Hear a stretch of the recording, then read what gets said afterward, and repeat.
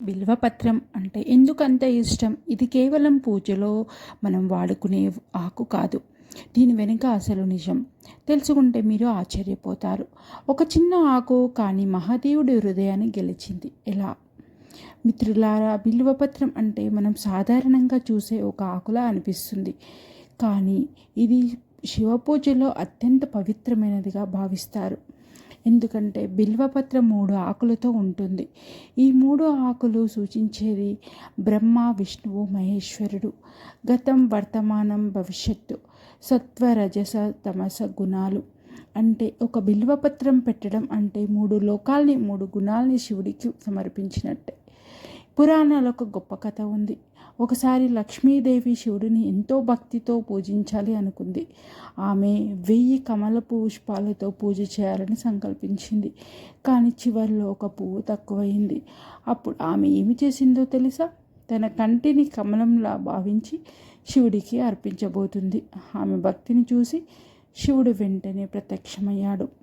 అప్పుడు శివుడు చెప్పిన మాట ఏమిటంటే, బిల్వపత్రంతో చేసిన పూజ 1000 పుష్పాలతో చేసిన పూజ కంటే గొప్పది.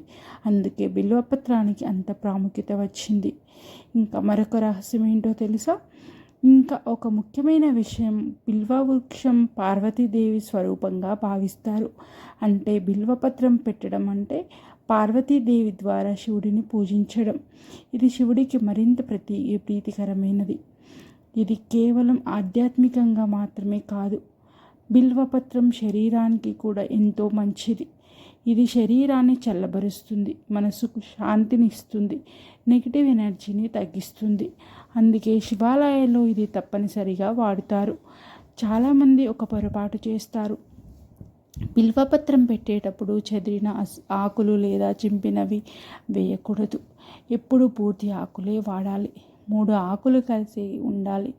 అప్పుడు మాత్రమే పూజ ఫలితం పూర్తిగా లభిస్తుంది. ఒక బిల్వపత్రం నిజమైన భక్తితో పెట్టితే మీ జీవితాన్ని మార్చే శక్తి ఉంది. శివుడు పెద్ద పెద్ద కోరికలు, కానుకలు కోరడు.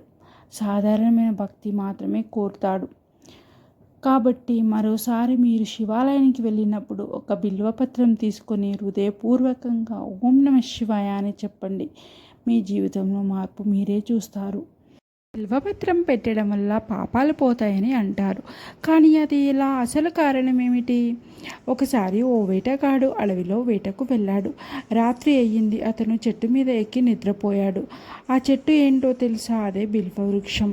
ఆ చెట్టు కింద ఒక శివలింగం ఉంది. కానీ అతనికి తెలియదు.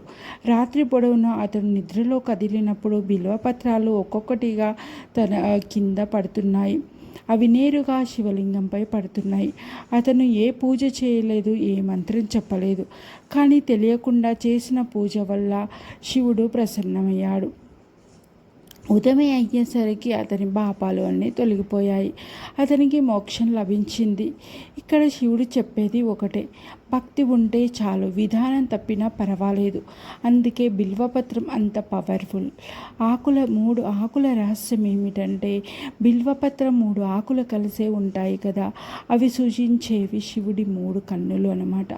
త్రిశూలం 3 పాయింట్స్, ఓంకారం 3 భాగాలు. అంటే ఒక బిల్వపత్రం పెట్టడం అంటే శివుడి పూర్తి స్వరూపాన్ని పూజించినట్టే. ఇంకా బిల్వపత్రం మీద ఉండే చిన్న గీతలు ఉంటాయి కదా, అవి దేవతల నివాసంగా భావిస్తారు. ఇంకా చింపిన బిల్వపత్రం వాడకూడదు, తలక్రిందులుగా పెట్టకూడదు. ఎప్పుడూ సాఫ్ట్గా, శుభ్రంగా అర్పించాలి. ఈ వీడియో మీకు నచ్చితే లైక్ చేయండి.